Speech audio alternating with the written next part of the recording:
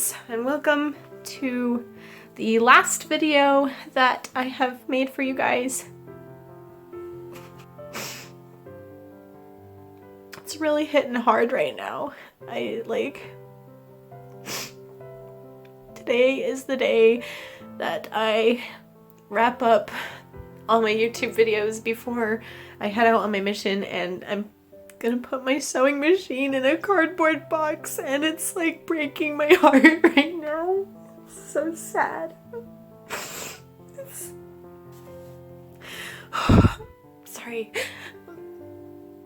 I love you all so dearly.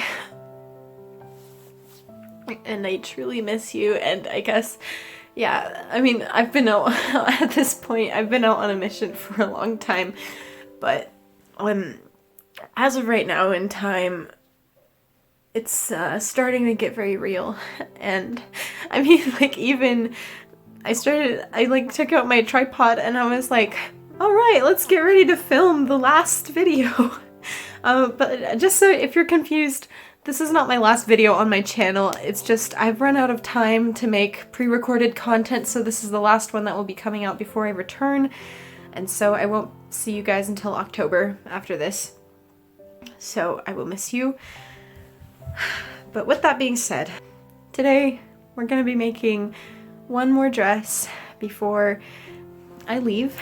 And this dress is a very pretty dress. It's supposed to have a vest to go with it, but I didn't have time for that. But it's just a very simple, I call it my poetry dress because I love poetry, and it looks like it has love poems on it or something, because it's printed, the fabric material is printed to look like text.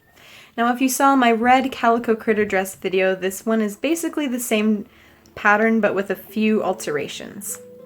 My bodice pattern is the exact same as that dress and my Forest Wanderer overcoat bodice, so I cut that out of my book print fabric and the same muslin lining that I've been using in all of these videos. Alright, so I have all of my pattern pieces cut out, and apologies in advance for any confusion because I've got 2 weeks before I leave on my mission, so this is all kind of, it's crunch time, so everything's kind of packed together, so I hope this makes sense. I'm gonna do my best to explain it. Anyway, so it's a pretty simple dress. The bodice I'm using is the same bodice that I used on my warrior princess coat. Sorry, I gotta catch my breath. And then this is also the same bodice I use on that red calico critter dress that I made. And then I also cut that out of the muslin lining. And then we have a tailored sleeve. This is a fitted sleeve, and I believe it's like full-length sleeve. But as you can see here at the elbow, I've cut out this panel, and I'm gonna try and do this like unique design thing where I cut open like a slit in the side of the sleeve, and then I want to pleat this inside to kind of look like pages, like book pages.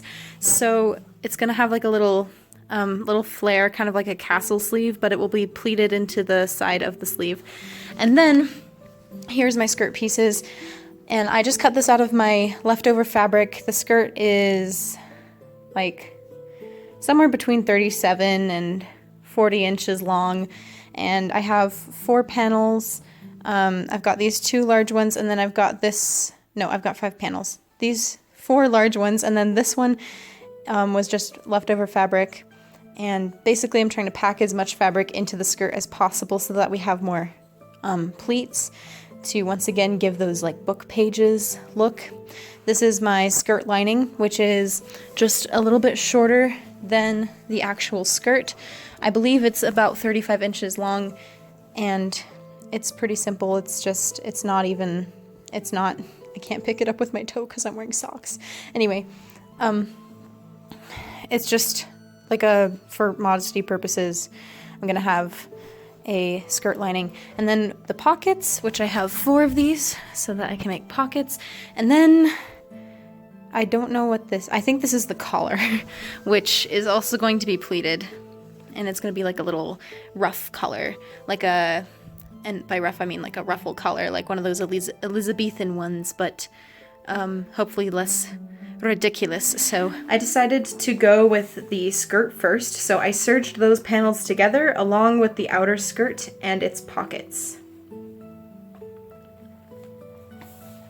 And I've said this in a couple other videos, but I always like to reinforce the stitching around the corner where the pocket meets the skirt panel, just so that there's no tearing at the corners of the pockets. To hem the skirts, I serged them first. And I always say, or I don't always say, but if you don't have a serger, you can always use a zigzag stitch or a sewing machine. You don't need a serger for everything. It just does speed up the process a lot more. Although I do like to hide all of my serged seams because I'm a very I like historical dress, but like, I'm sorry Bernadette Banner, but like I gotta get things done fast. We have deadlines. I can't hand fell everything. Anyway, then I rolled the serged hem. Now you probably think this is silly because I'm just going to hide that serged edge.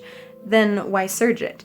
So having all the serger threads in the hem creates enough structure that it's easy for me to roll the hem when I'm doing the rolled hem. So I just find that it helps, but you know, you can also press it. I just find it faster to serge it first. Then I ran 3 gathering stitches along my waist to create my mock cartridge pleats, which I have used on my moss dress. And when you gather them, you get this lovely tight gathered look. And I chose to use this method for this skirt because it gives off the look of book pages, which I really thought added to the drama. The skirt was pretty much assembled, so I moved on to my bodice, sewing the bodice and the lining together with 1/2-inch seams. And then I sewed up my sleeve. On the top of the sleeve, opposite the seam, I cut up to the elbow about 10 inches so that I could insert my pleats. Okay, so I was working on the little pleated part that goes inside the sleeve, and I was like, this isn't great, because although it has like really nice pleats and a lot of flare, there was still so much bulk at the top, and I was like, I don't know what to do with this. And then I realized I could just pleat a half circle and that would give me the same effect, but the only bulk at the top would be just a tiny pin prick. So instead of using these little strips of fabric, I am going to use these half circles with a 10-inch diameter. Sorry, 10-inch radius. Alright, so I'm going to show you how I pressed the little sleeve ruffle. Or how the pleats, not ruffle. But this is what it looks like, and it looks so cool, and I'm really excited. So, what I did first is, so I've got my half circle here, and I'm just gonna make sure that's nice and flat. And I just finished hemming them. And first we're gonna fold it in half. I guess from a distance, if you have bad vision, this kind of looks like a tortilla with the print on it. So press that in half. And then I didn't really go for a specific measurement. It looks like I did pleats that are about 1 inch. So we're gonna pinch where we want that pleat to be and then fold the fabric in on itself. And you want to make sure the tip tapers up to this halfway mark every single time you press. Because if it doesn't, then you're going to start taking fabric away from this edge, and we don't want to do that because then it will soon become too short, and we don't want it to be too short. So just fold it, match it up at the end, and pinch it at the top. And then I wouldn't press it up here too much, just so that it has more room to move and that it doesn't make any weird shapes. So just kind of let it fall into nothing, you know. Once pleated, I sewed them into that opening that I cut in the sleeves. Hey you guys, get ready for just about the coolest sleeves you ever did see. Oh, they're so beautiful. Look at them. I feel like a goddess of books, of knowledge. Look at them. Ho, ho, ho, ho, ho, ho. I think what I'm gonna do is I'm gonna put like I'm gonna like gather them at the top and tack it so that the pleats don't come undone. So I just kind of want to keep them together. But oh my goodness, it's awesome. Just like normal, I sewed my covered 1/4 inch boning into the lining with 3 8-inch bones at the back and 4 6-inch bones in the front, about 1.5 inches away from the closures. I joined my sleeve to its lining and I sewed them to my bodice. I joined the bodice to the lining and I understitched the closure edge. Then I moved on to the collar, which is a 2.5 inch rectangle by 3 times my neck measurement, and I cut 2 of those and I serged them good sides facing, and then I pleated it down to my neck measurement with pleats facing towards the front. So the pleats are facing, they're like coming in this direction, if that makes sense. And 1 box pleat at the center back. I sewed the collar to the bodice and the bodice to my skirt and skirt lining. Serge the front openings of the skirt and skirt lining together and top stitch one end. Overlap the skirt front and top stitch the top stitched. Overlap the skirt, sorry guys, this is gonna be, I hope you can keep track of this. Overlap the skirt front and top stitch the top stitched edge over the serged one until you reach 6 to 8 inches below the waistline of the dress. So I've done this method a few times. Let me just explain. Let me just show you what it looks like. So the front of the dress, the center front of the dress needs to overlap so that these buttons can close on top of each other, right?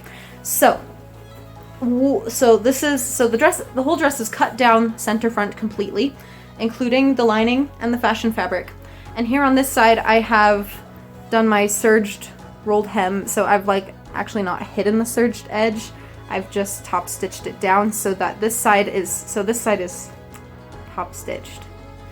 And then this side just has a serged edge, which is visible when the dress is unbuttoned. And then these are just overlapped 2 inches, and this top stitched edge is top stitched down all the way down to the bottom of the dress, and I just leave about 6 to 8 inches at the top because that's how much I need to get in and out of the dress. So hopefully that makes sense. Their 2 layers are just overlapped and then top stitched. Got it. Hand sewing. I stitched the lining at the collar, a clasp at the collar, the waistline of the lining, the arm size, the buttons and buttonholes, and I did 7 buttons on both of these dresses, so the poetry dress and the red dress. And finally the bottom of the sleeve lining, which I also cut up to the elbow, and I followed the edges of the outer sleeve. So basically the sleeve lining is the same as the sleeve pattern, so they're both cut up the elbow, and I just stitched it to the inside. So this means that the pleated edge is not lined, just the sleeve fabric. And like I said, I was going to make a tweed vest to go with this dress, but there was no time, so that will be a project for another day. And with that said, I guess I'll just show you the reveal of this dress. So, enjoy.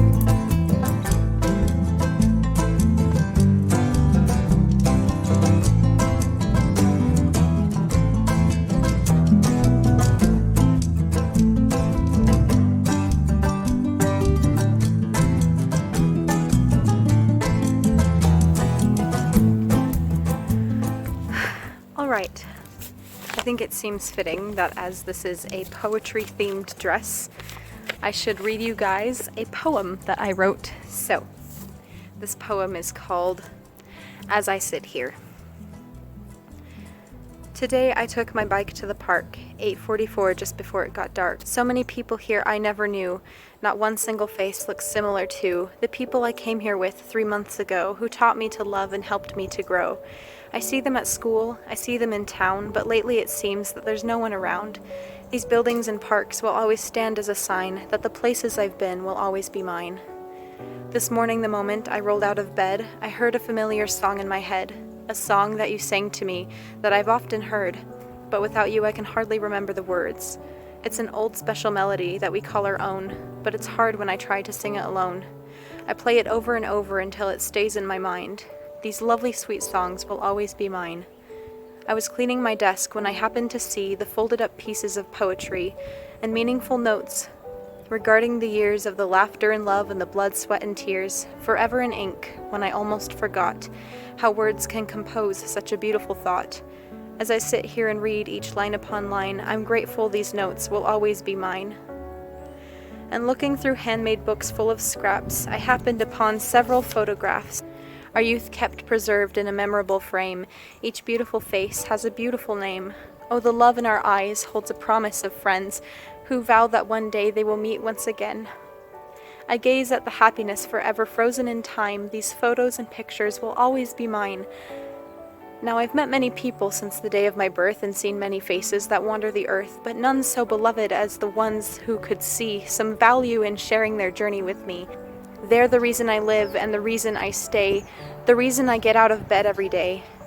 I miss you so much, but know that I'm fine. These guardian angels will always be mine. Whether it's my own special spot I go when I'm sad, or a timeless old song from what I once had, a tea-stained letter folded in thirds, or a picture that's worth 1,000 words, or the people I dream of every night when I rest, I wake with a sorrowful pain in my chest. As I sit here, I wonder, why couldn't it last? Treasure your life, 'cause it goes by so fast. The music, the dancing, the friendship, the cast are now all just beautiful things of the past. Now, I don't mean to end on a sad note, but I think this poem is also full of hope as well. I think that memories are a little underrated because we should treasure what we've had and not view them as things that we're never going to have again, but rather just beautiful moments of happiness. And I'm grateful for all the people in my life that have brought so much joy to me. And even though there's some days of my life that I wish I could go back and relive, I know that the memories will have to suffice and that there are more to be made. And with that being said, I'm signing off until I see you again in October. I love you. I love you all so much. Nizvidinie. Yeah, you can see in my lighting test photos. You can see it on my face, like right the moment before the breaking point. Anyway, there was like a paper tickling my arm and it scared me. We're fine. Or maybe that was my hair. I don't know. So at this point, I have not disclosed how many projects I'm working on because I don't want anyone to worry about me. Like, I've got so much to do. I haven't even bothered planning like a schedule for it. And so like if something sets me back or something goes wrong, I just keep going regardless of how long it's gonna take to fix that problem. Like, I can't waste time in like wallowing. So I've just learned to take the problems as they go and just keep going. And I don't know why I'm telling you all this. Welcome to life advice as Mary sews her skirt panels together. Let's do this fabric now. Ugh, gotta burp. Excuse me. It helps create enough structure. Yes? You can take the car. I'm fine. I love you, Mom.